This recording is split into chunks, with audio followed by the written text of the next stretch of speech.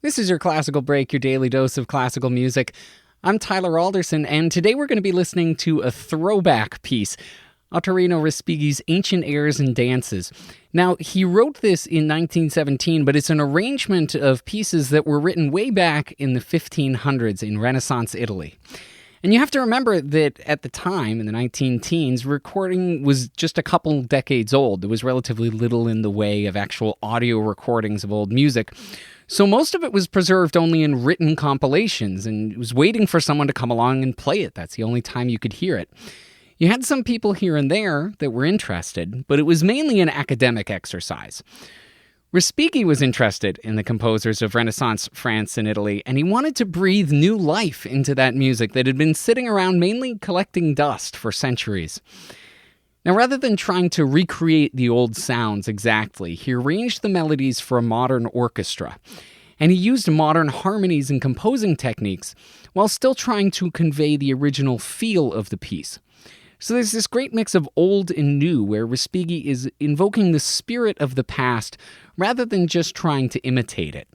One of the composers whose music he featured is Vincenzo Galilei. And if that name sounds familiar, he was the father of Galileo Galilei, the famous astronomer and physicist. He was one of the people around the Renaissance who was saying that maybe the sun doesn't revolve around the earth, maybe it's actually the other way around. Vincenzo was a well-known lute player in 16th century Florence. His writings on music were quite influential throughout the centuries in Italian music. But Vincenzo also had a big influence on his son Galileo. He was fascinated by the acoustics of the lute, the ways that the physical properties of the instrument end up influencing the sound. And he had Galileo help him out with various experiments that tested the effect of tension and thickness of the strings. And he was very thorough. He took very careful measurements, and he used them to develop equations that then would help explain the phenomena he was observing. Eventually, Galileo learned a thing or two about systematic approaches to science. He credits his father with introducing him to that very methodical way of going about it, and he went on to do some relatively unimportant stuff about gravity and planets and what orbits around what. Who cares about that? Respighi had his own run-in with science history. He was on a boat back to Italy from South America, and he ran into the physicist Enrico Fermi. Fermi's the one who discovered fission, which is what powers atom bombs and nuclear reactors. And Fermi was very interested in music. He wanted Respighi to explain everything, but he wanted it explained in terms of physics and the acoustical properties. Respighi couldn't do that. He kept coming back to artistic descriptions. He said that you can't just explain it in terms of physics, and I don't blame him. I know Vincenzo and Galileo might disagree with me, but some things you just can't quantify. Now, as for the music, the name says it all. This is the kind of music you'd hear if you'd go to a party or a banquet back in the Renaissance. You'd have a set of court musicians playing away while the nobles danced. Here's the U.S. Marine Band playing Respighi's first Ancient Airs and Dances suite.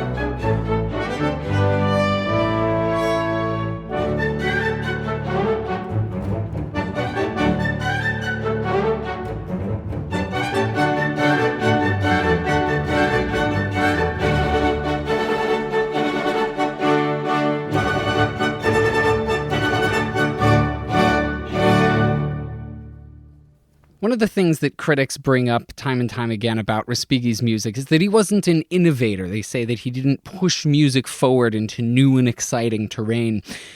But there's something to be said for looking back as well, taking music that people were playing hundreds of years ago and breathing new life into it. And it's really neat to think that people today are listening to the same notes that people 400 years ago were listening to, and both are enjoying them. Thanks to the U.S. Marine Band for putting that up on musopen.org. And thank you for listening. If you have the chance, please rate and review this podcast wherever it is that you're getting it. I'm Tyler Alderson, and speaking of making something old sound new again, tomorrow we're going to be listening to Mozart's variations on the melody that we know as the melody of Twinkle, Twinkle, Little Star. See you then.